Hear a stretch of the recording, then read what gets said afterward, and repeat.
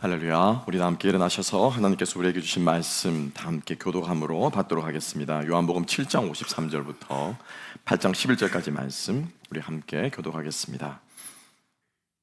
다 각각 집으로 돌아가고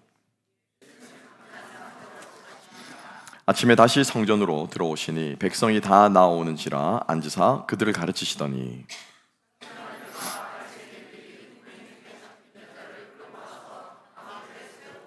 예수께 말하되 선생이여 이 여자가 간음하다가 현장에서 잡혔나이다.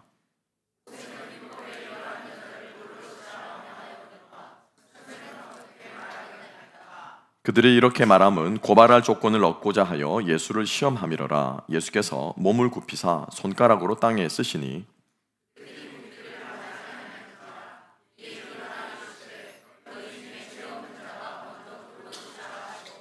다시 몸을 굽혀 손가락으로 땅에 쓰시니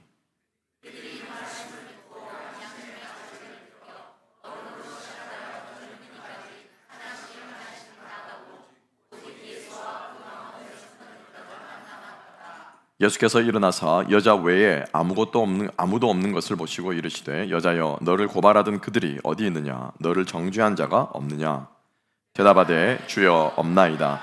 예수께서 이르시되 나도 너를 정죄하지 아니하노니 가서 다시는 죄를 범하지 말라 하시니라. 아멘. 아멘.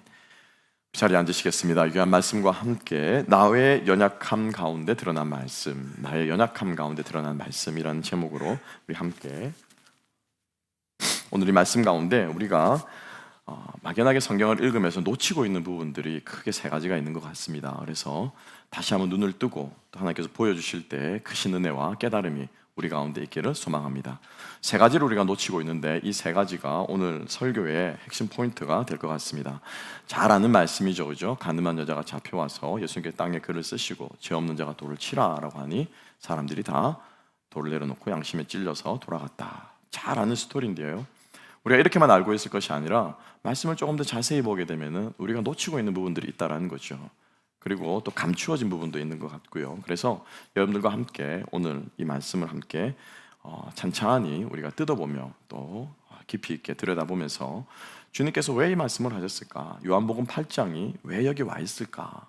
왜 초대교회는 이 말씀을 빼야 된다라고 말하고 하면서도 부정한 사건이라고 말을 하면서도 왜 이 사건을 그대로 기록해서 요한복음 8장을 오늘 우리가 읽게 되었을까라고 하는 그런 깊은 의미들을 좀 생각해 볼 수 있었으면 좋겠습니다. 저는 이 본문을 하면 한 20년도 더 됐습니다만 생생하게 제 머릿속에 남아있는 한 장면이 있습니다. 일부 예배 시간에도 소개하면서 좀 겸연쩍긴 했습니다만 여러분 청량리역 아마 다들 아실 거예요, 그죠? 지금은 많이 바뀌었습니다. 빌딩도 복합 컴플렉스 몰 같은 거 들어서고 의리하게 깔끔하게 바뀌었는데요. 한 20년 전만 하더라도 이 청량리는 참 지저분한 곳이었습니다. 예. 강원도 계시니까 아시겠네요. 강원도로 가는 모든 차가 이 청량리역에서 출발해서 기차도 청량리역, 시외버스도 청량리에서 출발했는데 또 이 청량리 근처는 우리 역전 주변에 항상 그런 것처럼 참 지저분하고 또 참 이렇게 안 좋은 사건 사고들이 많이 있는 곳이었어요. 역을 지나가다가 갑자기 큰 소리가 여자가 막 소리 지르는 소리가 들리는 거예요. 소리 지르는 소리가 들려서 제가 실제로 겪었던 일입니다. 옆을 돌아보는데 제가 막 순간적으로 손으로 눈을 가리지 않고는 도저히 견딜 수 없는 낯뜨거운 장면이 펼쳐진 거예요. 어떤 여자가 술에 취해가지고 막 고래고래 소리를 지르면서 막 돌아다니는 거예요. 그런데 그 여자가 벌거벗었어요. 충격적이었습니다. 제가 그때 어린 나이였으니까 얼마나 충격이었겠습니까? 막 경찰이 막 보고는 주변에 있는 치안 순경이라고 그러죠. 와가지고 막 거적대기로 덮어가지고 데리고 가는데 막 발버둥을 치면서 막 고래고래 소리를 지르는 청량리역 앞 술 취한 벌거벗은 여자, 도입부에 이렇게 적어놨습니다. 그 충격적인 장면이 저는 오늘 이 말씀을 읽을 때 오늘 이 성전에서 청량리역과는 비교할 수 없는 곳이죠. 거룩한 이 성전에서 아침 대바람부터 예수님께서 말씀을 전하기 위해 앉은 이 자리에 펼쳐져 있는 장면이라는 것이죠. 그리고 그 여자만 있는 것이 아니고 주변에는 어마어마하게 많은 군중들이 둘러싸서 지금 이 여자를 판단하고 정죄하고 돌로 치라고 하는 목소리들이 막 들끓고 있습니다. 아침부터 일어났던 일인 것이죠. 우리가 조금만 생각해 보면 아마 간밤에 나쁜 짓을 하고 아침에 덜미가 잡혔을지도 모르겠어요. 그래서 다 잡히자마자 사람들은 어떻게 해요? 육두문자를 쓰면서 이 여자를 끌고 옵니다. 그냥 끌고 왔겠습니까? 그죠? 때리고 침뱉고 조롱하고 저주하고 마치 가만히 떼기 끌듯이 질질 끌고 아마 이 여자를 데리고 왔을 거예요. 온몸이 피투성이 되었을 수도 있을 것이고 옷은 갈기갈기 찢어진 그 여자의 모습은 어쩌면은 이 여자가 저지른 그 범죄의 추함과 악함과 더러움을 나타내는 모습으로 아마 그려지지 않을까 우리는 충분히 상상해 볼 수 있습니다. 그리고 이 여자 주변에는 어떻습니까? 여자만 있는 것이 아니에요. 사실 우리가 첫 번째로 오늘 이 본문을 읽으면서 놓치지 말아야 될 부분, 우리가 꼭 기억해야 될 부분이 뭐냐면은 우리의 모든 시선이 이 가늠한 여자에게만 꽂혀 있습니다. 이 여자가 어떻게 하는가? 그리고 또 예수님께서 땅바닥에 글을 쓰셨는데 좀 뭐라고 글을 쓰셨을까? 라고 하는 그러한 생각에만 우리가 꽂혀 있는데 사실 우리가 놓치고 있는 것은 이 여자보다도 사실은 이 여자를 주변에 지금 둘러싸고 있는 이 사람들이 있다는 거죠. 이 사실을 우리가 놓쳐서는 안 된다라고 하는 것입니다. 여러분, 여자는 죄인입니다. 분명히 죄를 지었어요. 간음하는 죄를 지었습니다. 그런데 거기에는 그 여자만 죄인일까요? 우리가 뒷부분에 잘 알겠지만은 그 여자 못지않게 지금 어떻게 성난 군중들이 돌로 치라고 말하면서 달려들고 있습니다. 그 여자의 뺨을 때리고 그 여자를 발길질하고 침을 뱉고 온갖 조롱을 다 퍼부어도 정당화되는 옳다라고 괜찮다라고 생각하는 그 사람들 안에 있는 폭력성과 그리고 그 여자를 어떻게 해요? 판단하는 거죠. 죽일 년, 나쁜 년, 가정파괴범, 상간녀 끊임없이 이러한 꼬리표를 달면서 그 여자를 어떻게 하고 있습니까? 정죄하고 있죠. 판단하고 있습니다. 그래서 이 여자 못지않게 주변에 둘러싸이는 수많은 군중들이 소리 지르면서 그들의 입에서 죄악을 토해내고 있는 것이죠. 그들의 손으로 죄를 지금 짓고 있는 군중들의 이 죄를 우리가 간과해서는 안 된다라고 하는 것입니다. 그리고 또 한 가지 더 있습니다. 지금 온 성전이 아침에 조용하게 기도로 시작해야 되는 이 성전이 한바탕 시끌벅적한 성전 안에서 일어나는 것이 아니고요. 그 성전에는 큰 뜰들이 있습니다. 성전 본 건물로 들어가기 전까지 쉽게 말하면 우리 교회로 치면 주차장이 있겠죠. 그러니까 이 주차장이 온 난리법석이 난 거예요. 그런데 또 하나 죄인들의 무리가 있었으니 바로 오늘 우리가 보고 있는 바리새인과 서기관들의 모습이라는 거죠. 이 상황을 교묘하게 이용하고 이 상황을 교묘하게 이용해서 예수님을 모함하고 모해하고 곤경에 빠뜨리려고 하는 도끼 눈을 뜨고 있는 이 바리새인과 서기관들의 음흉한 죄악들이 오늘 이 성전 앞마당에서 펼쳐지고 있다는 것이죠. 우리가 기억해야 될 것은 오늘 이 성전 앞마당은 거룩한 곳이 아니라 예배드리는 곳이 아니라 말씀이 선포되어지는 곳이 아니라 죄악이 지금 득실득실하게 지금 사람들의 마음을 장악하고 있다라고 하는 것이죠. 여러분 혹시 날씨 중에서 그런 날씨들을 경험해 보셨을 것입니다. 아주 싫어하는 날씨죠. 뜨거운 여름날 끈적끈적한 그죠? 땀이 삐질삐질 끈적끈적한 날인데 그래서 조금만 해도 몸이 막 먼지가 달라붙은 날인데 그날따라 아침에 스모그가 잔뜩 껴있는 거예요. 도심 가운데 앞이 분간되지 않을 정도로 스모그가 잔뜩 껴있는 그 먼지들이 그 끈적거림과 함께 그 뜨거움과 함께 내 피부에 달라붙는 그런 느낌들을 아마 여러분 상상만 해도 찝찝하고 기분 나쁘고 불쾌할 것입니다. 사실 오늘 이 성전을 채우고 있는 이 공기가 바로 그러한 공기가 아닐까 싶습니다. 그래서 우리가 이 상황 가운데서 예수님께서 바닥에 글을 쓰시고 말씀으로 선포하시고 내가 너를 정죄하지 않는다라고 그 여인을 용서해 주시는 것이죠.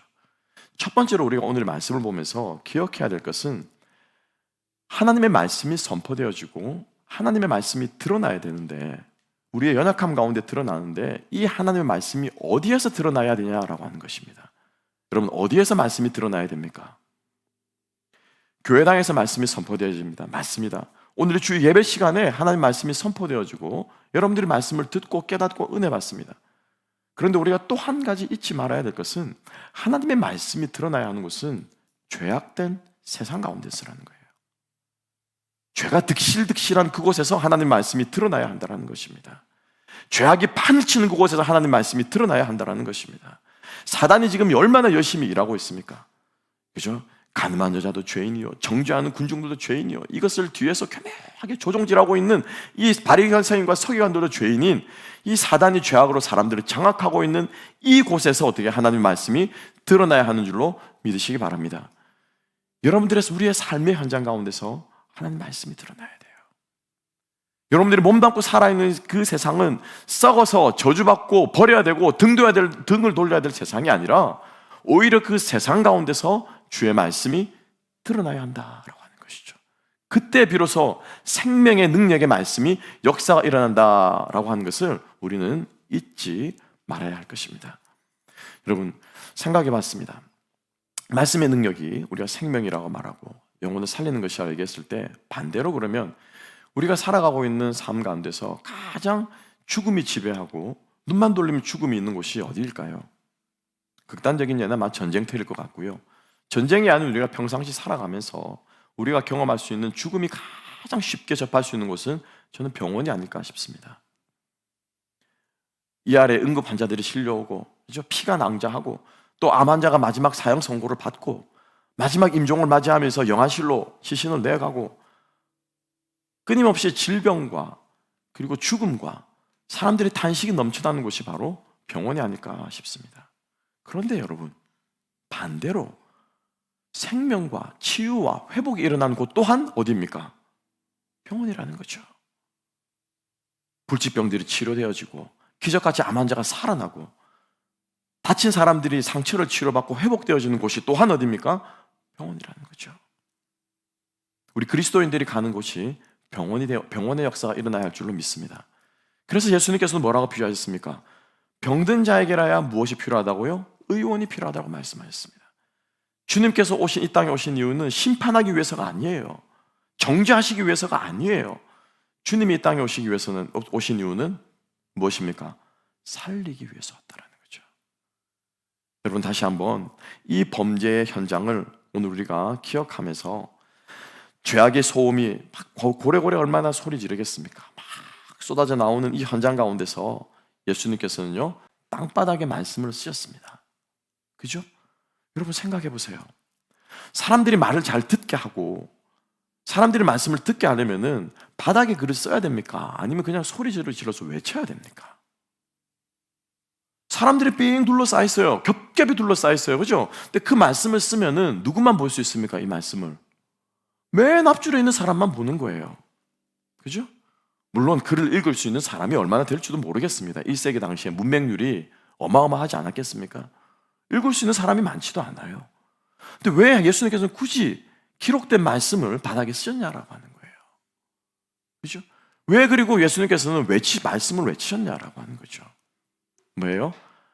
우리의 죄악된 현장 가운데서, 죄악된 세상 가운데서 하나님의 말씀이 드러나야 되는데, 하나님의 말씀은 기록된 말씀이 있습니다. 우리가 이 기록된 말씀을 어떻게 해요?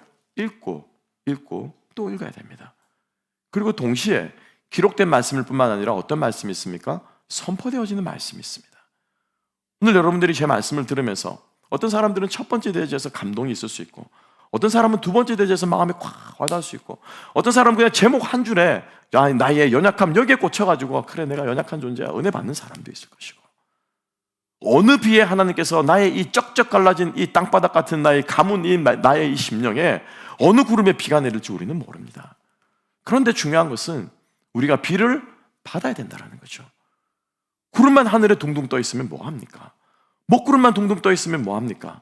비가 올 것 같으네, 비가 올 것 같으네, 오늘 이 예배에 은혜 줄 것 같으네 라고 하면서 그냥 빈손으로 이곳을 나간다면, 여러분들은 비를 머금는 것이 아니라, 비를 맞는 영혼이 아니라 먹구름만 바라보다가 돌아가는 영혼들이 될 것입니다. 기록된 말씀이 있는가 하면 선포되어진 말씀이 있어야 돼요. 하나님께서 내 영혼에 울리시는, 내 가슴을 치는 말씀이 오늘 여러분 가운데 있게 되기를 주님의 이름으로 축복합니다. 그 주님을 들으셔야 되고 만나셔야 된다는 거죠.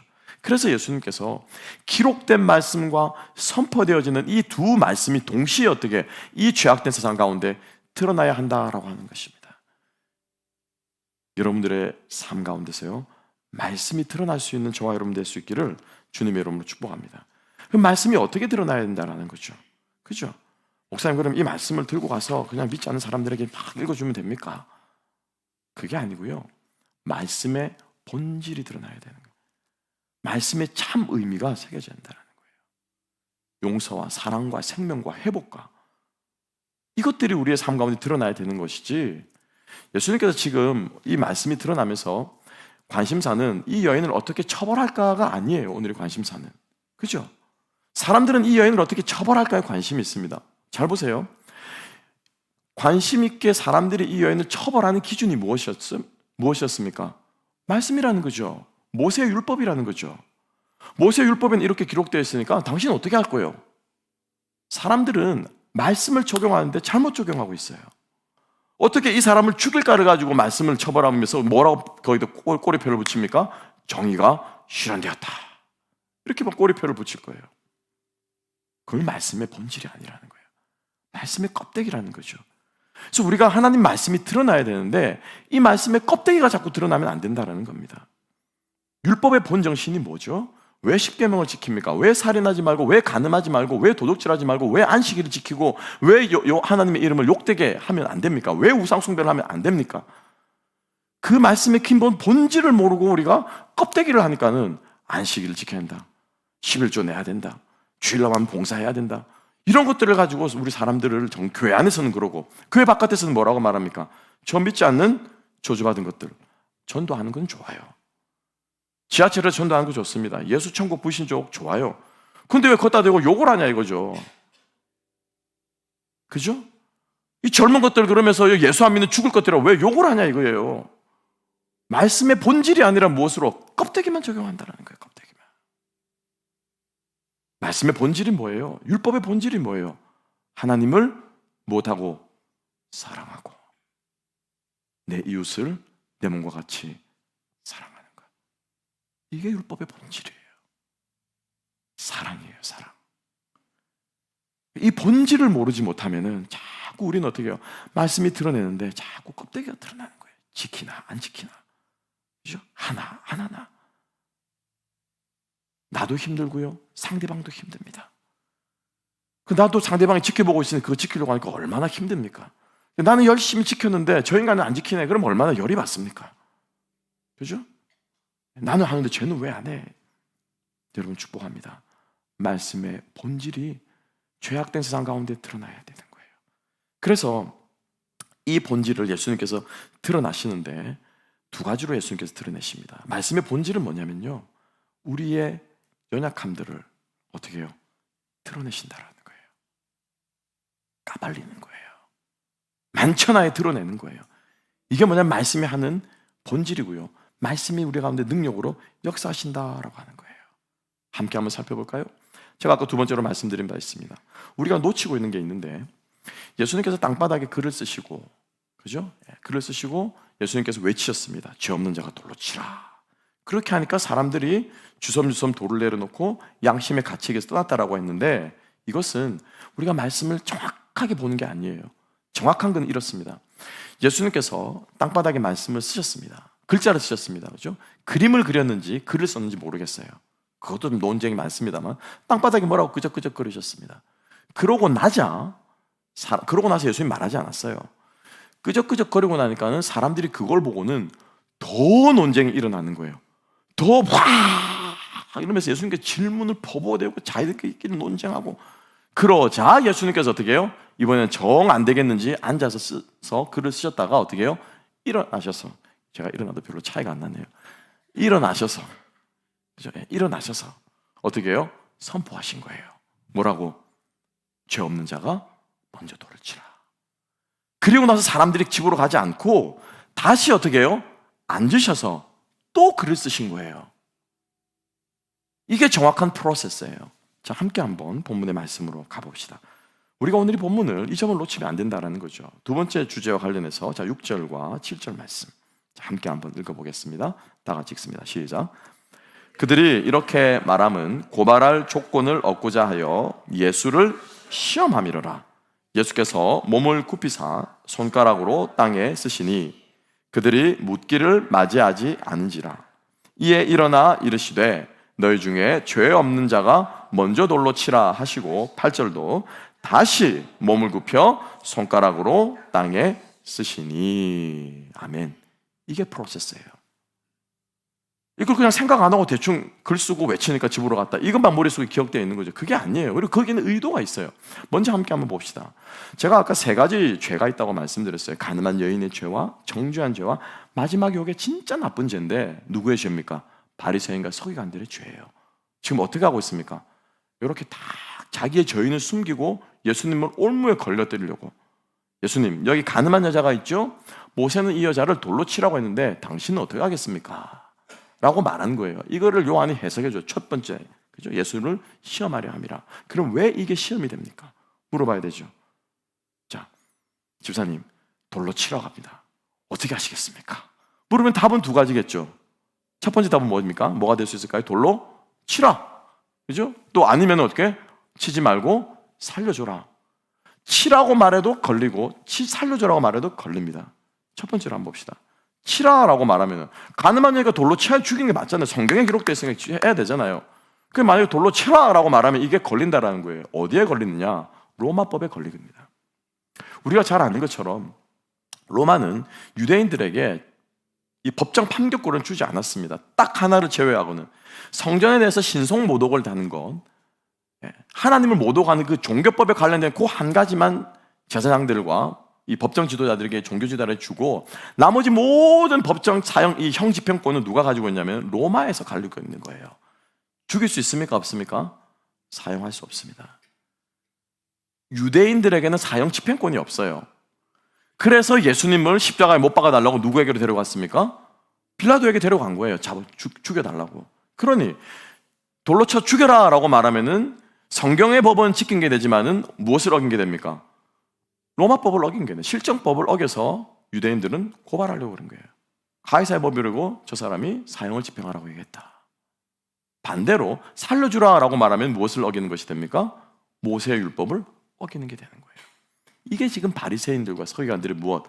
숨겨놓은 저희라는 거예요. 음흉하게 가려놓고 율법을 순종하는 셈 치고 말씀을 순종하는 것처럼 보이지만 그들의 마음속에 무엇이 있습니까? 시기와 질투와 정죄함과 판단함과 그러한 마음들이 그들 안에 도사리고 있다는 거죠. 예수님께서 이것을 무엇으로요? 말씀으로 드러나게 하셨다는 것입니다. 그래서 예수님께서 땅바닥에 글을 쓰셨는데 여기에 대한 해석들이 너무 많은 거예요. 너무 재밌는 거예요. 그걸 제가 보다가 시간이 많이 갔는데 예를 들면 이런 겁니다. 자, 신명기 율법에 간음을 했습니다. 그죠? 간음을 하면은 돌로 쳐주는 게 맞습니다. 그런데 간음한 여자만 돌로 쳐주는 것이 아니라 박수도 어떻게 해요? 왜? 마주쳐야 소리가 나죠. 그러니까 잘못한 XX가 있으면은 또 잘못한 뭐가 있겠습니까? 그죠? XY가 있지 않겠습니까? 그러니까는 남자도 같이 돌로 쳐 죽이는 게 원래 율법이에요. 그래서 어떤 사람이 이렇게 해석합니다. 예수님께서 이렇게 쓰셨을 것이다. Where is he? 그죠? 그 여는 여기 있는데 그 놈은 어디 있느냐? 여는 여기 있는데 놈은 어디 있느냐? 쉽게 말하면은 그래서 사람들이 그걸 듣고 깜짝 놀랐겠을 가지고 양심의 가책을 느꼈을 것이다 라고 해석하는 사람도 있고, 또 어떤 사람이 이렇게 해석합니다. 아니다. 10계명의 마지막 10번째 계명을 쓰셨을 것이다. 내 우세 아니나 집을 탐하지 마라. 그래서 그 10계명을 읽고 누구나 아니까 그죠? 읽고 사람들이 찔렸을 것이다 라고 해석하는 사람도 있고, 또 어떤 사람들은 예수님께서 거기에 있는 사람들, 아마 이 해석은 여러분들이 들어보셨을 거예요. 거기에 있는 사람들의 죄를 다 쓰신 거예요. 제일 앞줄에 앉아있는 A집사, 너 얼마 전에 300원 떼어먹었지. B집사, 너도 얼마 전에 그거 보니까 뭐 나쁜 짓 하대 이렇게 적고, 그죠? C장로, 당신도 보니까 내가 그렇게 기억나는, 예수님 다 아시니까 그 죄를 낱낱이 이렇게 쫙 적으니까 그걸 보고 사람들이 부끄러워서 양심에 찔려가지고 놓고 갔을 것이다. 뭐 말도 없이 이렇게 많은 해석들이 있습니다. 그런데 오늘 이 본문의 중심과 왜 본문을 우리가 보아야 되는가를 생각해 봤을 때 저는 예수님께서 실제로 말씀을 쓰셨다고 믿습니다. 그러면 어떤 말씀을 쓰셨는가? 그것도 2번을 쓰셨는데 이 2번이 다르다라고 하는 거예요. 첫 번째로 먼저 이 말씀을 쓰셨다. 이게 제 생각이 아니고 여러 가지 해석 중에 하나인데 가장 일리가 있고 맞는 것 같아요. 출애굽기 23장 1절 함께 한번 읽어보겠습니다. 다 같이 읽습니다. 시작. 너는 거짓된 풍설을 퍼뜨리지 말며 악인과 연합하여 위증하는 증인이 되지 말라. 아멘. 아멘. 악인과 연합하는 이 악인이 누굴까요? 바리새인과 서기관들이라는 거죠. 이들하고 너희들이 합세해가지고 위증하지 말라. 이 글을 쓰고 나니까는 사람들이 어떻게 해요? 처음에 쓰고 나서 사람들이 어떻게 해요? 더 막 논쟁이 된 거예요. 아니, 우리가 무슨 위증을 했다고 그래요? 여기 악한 사람이 어디 있어요? 이 사람이 지금 악한 사람이지 누가 악한 사람이라고 그래요?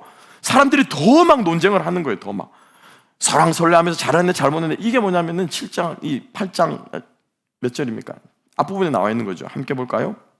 7절 상반절 함께 한번 봅시다. 이렇게 기록되어 있습니다. 손가락 굽히사 땅에 쓰시니 6절 그 다음 7절 다 같이 읽습니다. 시작.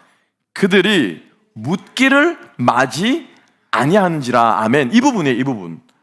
묻기를 마지 아니한다라고 한 부분 여러분 영어로 찾아보세요. 계속해서 어떻게 이 사람들이 디베이트를 하는 거예요. 가라앉지를 않는 거예요. 왜? 자기들을 위증했다고 그러니까. 악한 놈들과 손잡았다고 그러니까. 그런데 여기 실제로 악한 사람들이 누굽니까? 바리새인과 서기관들이죠. 지금 이스라엘 백성들은 군중들은 무슨 죄를? 위증죄를 지고 있는 거예요. 지금 이 여자는 간음죄를 지었을지 모르겠지만 모여있는 이 군중들은 너희들 위증죄 짓지 마. 그것도 악한 저 바리새인들 종교지도자가 연합해가지고 정죄하는 죄를 짓지 마. 예수님께서 출애굽기 23장 1절을 쓰셨습니다. 사람들이 더 논쟁을 하자 예수님께서는 어떻게 해요? 일어나셔서 선포하십니다. 뭐라고요? 죄 없는 자가 돌로 치라. 죄 없는 자가 돌로 치라.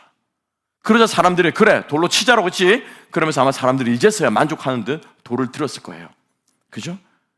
그리고 나서 예수님께서 앉으셔서 또 한 번 쓰십니다. 이게 결정타. 이게 결정타. 함께 한번 보겠습니다. 신명기 17장 6절부터 7절까지 말씀 함께 한번 읽어보겠습니다. 신명기 17장 6절부터 7절 다 같이 읽습니다. 시작. 죽일 자를 두 사람이나 세 사람의 증언으로 죽일 것이요 한 사람의 증언으로는 죽이지 말 것이며 이런 자를 죽이기 위하여는 증인이 먼저 그에게 손을 댄 후에 뭇 백성이 손을 댈지니라. 너는 이와 같이 하여 너희 중에서 악을 제할지니라. 한 명의 증인으로 죽이지 말고 형을 정하지 말고 복수의 증인으로 하고 실제로 형을 집행할 때는 어떻게 자신 있는 놈이 먼저 치라는 거예요. 돌로. 무슨 자신입니까? 나는 무죄하니까 내가 먼저 돌을 치겠습니다 라고 말하고 돌을 치는데 실제로 그 돌을 맞는 사람이 죄가 있으면은 that's okay. 그 살인하는 죄가 그 사람 머리로 돌아가지만 만에 하나라도 그 사람에게 죄가 없으면은 그 죄가 누구에게 돌아온다고요? 제일 먼저 들어가서 돌로 치는 그 사람에게 돌아갈 것이. 이게 모세의 율법이라는 거죠. 무죄면은 제일 먼저 돌린 사람은 어떻게 됩니까? 자기도 똑같이 돌 맞아 죽는 거예요. 왜? 무죄한 사람을 죽이는데 앞장섰기 때문에. 그러니까 예수님께서 일어나가지고 죄 없는 자가 먼저 돌로 치라라고 하니까 사람들이 이제 오케이 그러면서 어떻게 돌을 든 거예요. 집어든 거예요. 그죠? 죽이라고 그랬지. 그래 딱 걸렸다. 이러면서 죽이고 나서 고발하겠죠. 그래서 예수님께서 땅바닥에 쓰시는 거예요. 뭐하는 자가? 죄 없는 자가 돌로 치라. 그리고 네 죄에 네가 죽을 각오해라. 네 죄에 네가 죽을 각오해라. 그러자 사람들이 어떻게 해요? 죄가 다 하나씩 있거든요. 양심의 가책이 느껴진 거죠. 왜? 안 죽는다고 그러면 아마 돌로 쳤을 거예요. 그죠? 그죠? 다 같이 공동 책임이고 다 같이 책임진다 그러면 아마 너도 나도 돌을 집어 던졌을 것인데 제일 먼저 던지는 그놈 반드시 죽을 거야. 그러니까 자기 목에 칼이 들어오니까 사람들이 그제서야 어떻게 해요? 자기를 돌아보는 거예요. 왜? 죄 졌다가 지가 죽겠거든. 이게 인간이에요, 여러분. 이게 우리예요. 이게 뭐예요? 죄성이에요. 이게 뭐예요? 말씀이 하는 일이에요. 로마서 2장 1절 말씀 다 같이 한번 읽어보십시다. 로마서 2장 1절 다 같이 읽습니다. 시작. 그러므로 남을 판단하는 사람아, 누구를 막론하고 네가 핑계하지 못할 것은 남을 판단하는 것으로 네가 너를 정죄함이니 판단하는 네가 같은 일을 행함이니라. 아멘. 아멘. 판단하는 게 여러분 얼마나 큰 죄인 줄 우리는 알아야 돼요. 판단은 누구만 할 수 있습니까? 하나님만 하시는 거예요. 하나님만. 누가 죄와 선을 구별합니까 여러분? 판사가 구별합니까? 아니에요 여러분. 이 세상의 유일한 선과 악의 기준은 누구십니까? 하나님이시고 말씀이라. 그런데 그 말씀을 지가 들었다고 누가 되는 거예요? 자기가 하나님이 되는 거예요. 자기가 하나님이. 지가 하나님 자리에 앉아버리는 거예요 여러분. 그게 뭐냐면은 판단하는 죄예요. 그게 뭐냐면 정죄하는 죄예요. 그게 뭐냐면 꼬리표 붙이는 죄라는 거예요. 그래서 예수께서 뭐라고 말씀하십니까? 그런 건 그렇다고 아닌 건 아니라 해라. 주장하지 말고. 네가 맞다고 하는 그게 내일 되면 틀린 게 될 수 있어. 네가 틀렸다고 하는 그게 나중에 맞는 게 될 수도 있고, 네가 판단하는 그 판단으로 너도 정죄받을 거야. 예수님께서 바리새인과 서기관들의 감추인 이 죄악을 드러나게 하셨다라고 하는 것입니다. 사람들은 자신도 이 여인과 같이 동일한 죄를 지을 수 있다라는 것을, 아니 짓고 있다라는 것을 마음에 깨달을 수도 있었을 것입니다. 그래서 문제는 뭐냐면요, 예수님과 이 얘기를 이어가면 이어갈수록 말씀을 쓰고 선포하고 말씀을 쓰고 예수님과 이야기를 하면 할수록 사람들은 자기의 악함이 어떻게 해요? 드러나게 되는 거예요. 막. 처음에는 의기양양했다가 돌로 치라고 그러니까 옳거니 했다가 나중에 자기 죄를 지적하니까 사람들의 마음이 어떻게 해요? 점점 드러나는 거예요. 여러분, 이게 말씀의 역사예요. 이게 말씀의 역사예요. 이래서 우리가 예수님과 대화해야 되는 거예요. 이래서 우리가 말씀을 읽어야 되는 거예요. 이래서 우리가 설교를 들어야 되고, 이게 우리가 말씀을 읽는 목적이고, 이게 우리가 하나님과 인격적으로 교제하는 우리의 모습이 되어야 할 줄로 믿습니다. 네, 우리 돌 들고 설 수 있습니다. 그죠? 나 잘났다고 나는 의인이라고 그 자리에 돌 들고 의기양양하게 갈 수도 있고요. 처음에는 그 애에게 침받고 갈 수도 있어요. 그런데 시간이 지나면 지날수록 어떻게 돼야 됩니까? 결국에는 돌을 내려놓고 가야 되는 거예요. 왜? 내 잘못이 드러나거든요. 내가 죄인임을 알거든요. 다른 사람 문제가 아니라 결국 주님 내 문제였군요. 내가 문제였군요. 내가 죄인이었군요. 이게 드러나는, 이게 뭐라는 거예요? 이게 말씀을 읽는 사람, 이게 말씀을 듣는 사람, 이게 신앙생활하는 사람들의 모습이 되어야 할 줄로 믿습니다. 이게요, 말씀이 우리에게 드러나는 역사인 줄로 믿습니다. 의사 앞에서요, 우리의 상처를 드러내 보여야 돼요. 제일 먼저 병원 가면 뭐 합니까? 엑스레이 찍고 MRI 찍고 CT 찍잖아요. 다 드러나잖아요. 그죠? 예. 그 카이로프락틱 가서 사진 찍어 보니까는, 예, 제 처형이 참 민망하게 다 드러나더라고요. 뭐 엑스레이 찍으면은 뼈만 나오지 않더라고요. 비계도 나오고 뭐도 나오고 다 나오더라고요. 그죠? 다 나와요. 드러내야 돼요. 드러날 때 그 다음에 뭐가 들어옵니까? 상처와 처방이 들어오는 거예요. 이건 우리를 자꾸 감추고 싶은 거예요. 그죠? 감추고 싶으니까 나를 공격하는 듯한 말이 들어오면 뭐니까 반대로 어떻게 해요? 공격하는 거예요. 나를 막 좋은 말이 안 나가고 막 내가 뭐 이러는 거죠. 이게 뭐예요? 나를 보호하는 거예요. 나를 보호하는 거예요. 또 어떤 사람은 어떻습니까? 막 너 잘못했어 그러면 어떻게 해요? 막 숨으며 도망갑니다. 막 불쌍한 척합니다. 막 연약한 척하고 나는 못해요. 나는 그래. 제 막내가 그러거든요. 막 온갖 불쌍한 척 혼자 다 합니다. 그러면 봐달라는 거죠. 이게 뭡니까? 자기를 보호하는 거예요, 여러분. 보호하는 거예요. 안 드러내려고 하는 거예요. 여러분, 아담과 하와가 죄를 짓고 나서 가장 먼저 한 게 무엇이었습니까? 서로 욕했습니까? 서로 비방했습니까? 아니에요. 제일 먼저 한 게 뭐예요? 숨었어요. 숨었어요. 그게 죄예요. 드러내야 됩니다. 그런데 드러내도요, 안 죽어요. 죽을 것 같죠? 안 죽어요. 맡기셔야 돼요. 말씀에 맡기고 하나님께 맡기고 맡겨야 돼요. 카이로프락틱 치료를 받는데 제 몸이 조금 민감하거든요. 이래봬도 좀 생긴 건 무식하게 생겼어도. 그래서 제 말이 아니고 의사 선생님이 그랬어요. 목사님 조금 민감하신 것 같아요. 센시티브한 것 같아요. 어떻게 하시냐고. 맞아요. 왜냐하면 이게 카이로프락틱 여러분 아시다시피 하나 둘 셋 하면서 이렇게 탁 부드득 하면 이게 그죠? 등도 펴지고 허리도 펴지고 이렇게 되잖아요. 근데 그 부드득 하는 그 순간이 무서운 거라. 그러니까 제 몸을 이렇게 힘을 빼고 릴렉스 해야 되는데 릴렉스하고 빼고 있다가도 하나, 둘. 이 리듬 있잖아요. 제가 이제 그 의사 선생님이 리듬 카운트, 뭐 속으로 카운트 하거든요. 하나, 둘, 셋 하면 힘을 빼고 있었는데, 하나, 둘, 이렇게 되는 거예요.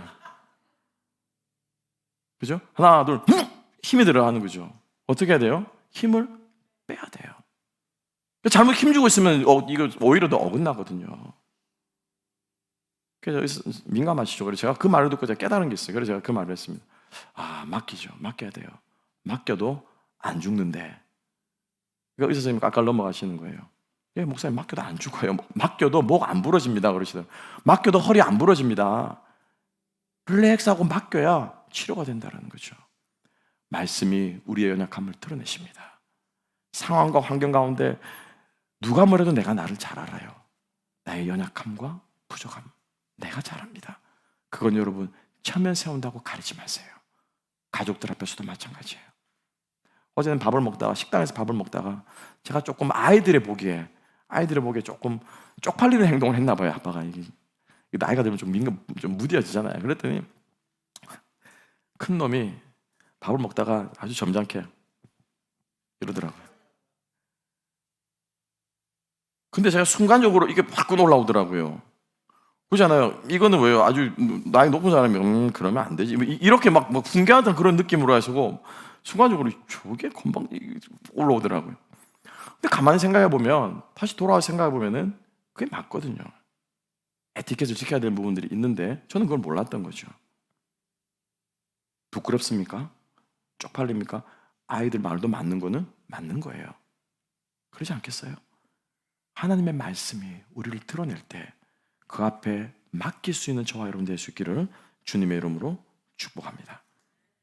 마지막 세 번째는요. 그렇게 드러내신 말씀이 또 동시에 at the same time 그 드러낸 것을요 다시 덮어주십니다. 이게 은혜예요. 이게 사랑이에요.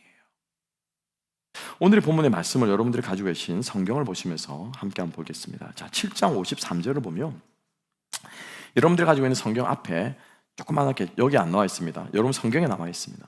7장 53절 맨 앞에 이렇게 괄호가 되어 있을 거예요. 집에 가서 꼭 보세요. 예, 괄호가 되어 있고요. 11절 제일 마지막에도 뭐가 되냐면 괄호가 되어 있어요. 괄호가. 성경에.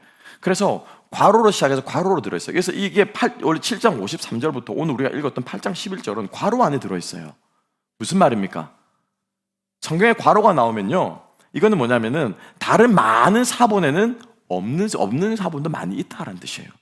그런데 오늘 우리가 읽는 마지막 최종의 사본에는 이것을 넣었다, 빼지 않고 넣었다라고 하는 거예요. 사실 오늘 이 본문은요. 조금 7장부터 9장까지 가는데 조금 걸림돌이 됩니다.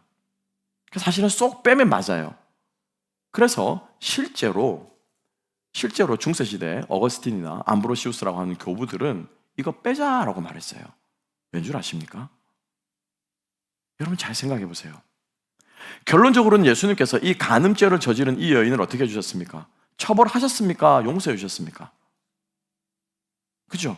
간음죄를 괜찮다라고 말한 거예요. 그러니까 그 당시에 이 본문을 가지고 기독교를 음해하고 성경의 권위를 도전한 사람들은 뭐예요? 예수가 뭐예요? 음란죄를 허용했다라고 해서 이거를 막 퍼뜨리고 다니는 사람들이 있었던 거예요. 그럼 간음죄 지어도 되겠네 라고 말하는 이단들이 있었던 거예요. 그리고 실제로 이 장면을 보면 낯뜨거운 장면 아니겠습니까? 그죠? 제가 앞에 모세를 묘사를 드리면 청량리그 술 취한 벌거벗은 여자를 상상이 되면 얼마나 이게 낯뜨거운 장면입니까? 그래서 이 불경스러운 본문은 성경에서 덜어내야 된다라고 사람들이 주장했다는 거예요.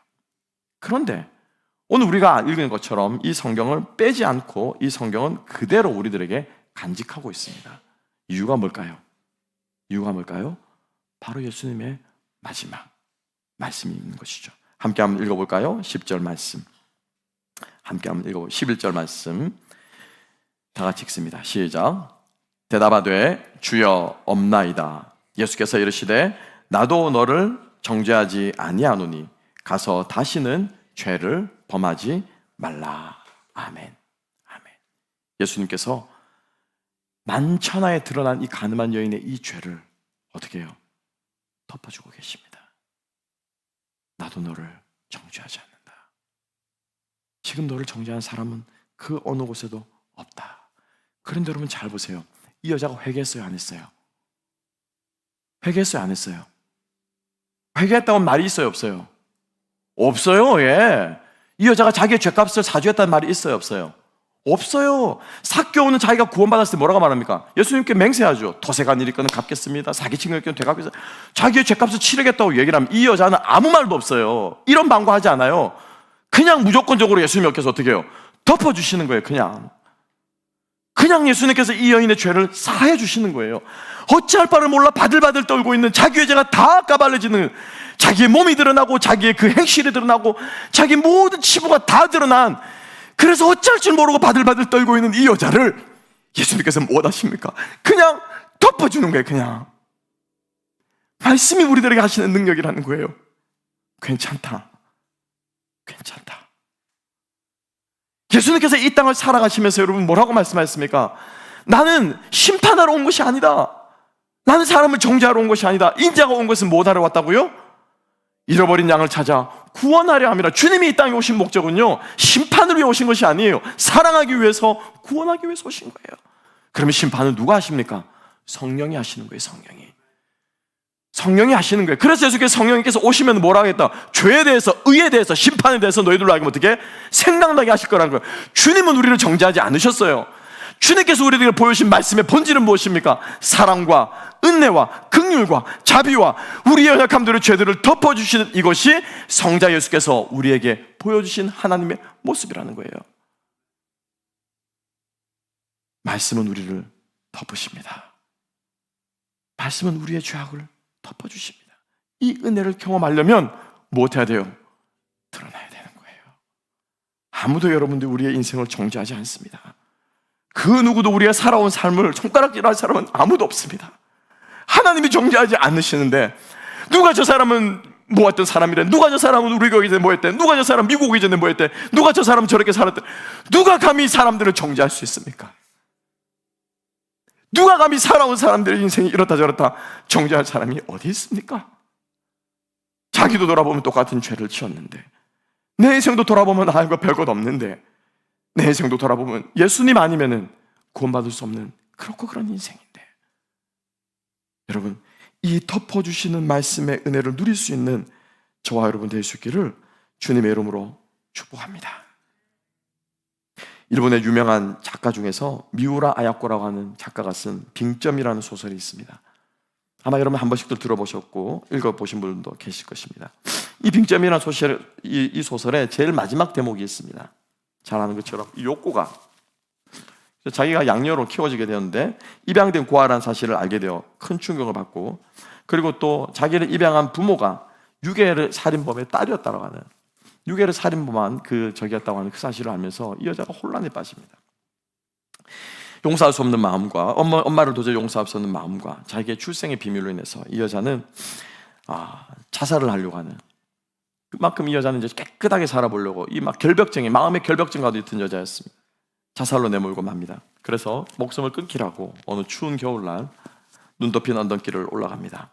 드디어 언덕 위에 올라선 요코는 마지막으로 자신이 걸어온 발자국을 한 번 더 뒤돌아 보았습니다. 그런데 놀랍게도 분명히 자신은 이제 생의 마지막을 향해서, 자살하기 위해서, 죽음을 향해서 마지막 걸음이라 생각하고 한치의 흐트러짐 없이 걸었다고 생각했는데, 눈 위에 나 있는 발자국은 어지럽게 흐트러져 있었던 것입니다. 이것으로 인해 그녀는 자신의 교만함을 깊이 깨닫고 용서하지 못했던 어머니를 완전하게 용서하게 된다라고 하는 것이 그 빙점이라는 소설의 마지막 대목 중에 하나입니다. 말씀을 준비하다가 이 장면이 생각이 나면서 저는 그런데 또 한 가지 여기다 더 덧붙이고 싶었어요. 삐뚤삐뚤 난 그 걸음, 그래서 자기의 모습을 돌아보았지만은 거기에서 끝이 아닐 수 있겠다는 생각이 들어요. 하늘에서 눈이 계속 내리고 있습니다. 그러면 그 내리는 눈이 자신의 그 비뚤어진 발자국들을 어떻게 할까요? 다시 덮지 않겠습니까? 다시 가리지 않겠습니까? 저는 이 이야기에, 예수님의 이 이야기에 기록되어 있지만 저는 안타까운 장면이 한 장면이 있어요. 그리고 저는 여러분들이 그런 사람 되기를 원합니다. 예수님의 땅바닥에 쓰신 글을 보고 양심의 가책을 느껴서 돌팔매 제자라는 그 돌을 내려놓고 돌아갑니다. 그런데 여러분, 그 중에 한 명이라도 다시 와서, 아니 그 중에 한 명이라도 그 돌을 내려놓고 그 여인을 안아줄 사람은 없었을까요?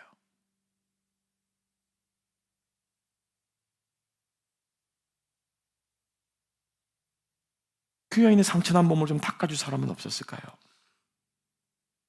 그 여인의 벌거벗은 몸을 자기 옷을 벗어서 가려줄 사람은 없었을까요? 소망하기는 우리 하나로교회 성도님들이, 여러분들이 그런 사람 되시기를 소망합니다. 함께 아파하고 함께 울고 함께 긍휼히 여기고 그곳에서 하나님의 말씀의 능력이, 말씀의 본질이 드러나는 줄로 믿습니다. 그래서 우리 하나로 교회가 또 여러분들이 가시는 곳이 그러한 곳이 될 수 있기를 주님의 이름으로 축복합니다. 기도하겠습니다. 주님 감사합니다. 다시 한번 우리의 눈을 열어서 돌을 들었던 마음 돌아보게 하시고, 숨으려고 하였던 마음들 돌아보게 하시고, 나는 괜찮다고 생각했던 마음들 돌아보게 하셔서 우리 안에도 동일하게 바리새인과 같고 군중들과 같고 그 가늠한 여인과 같은 마음이 있음을 깨닫게 하셔서 주님 앞에 무릎 꿇고 나아갈 수 있는 우리 모두가 되게 하여 주시옵소서.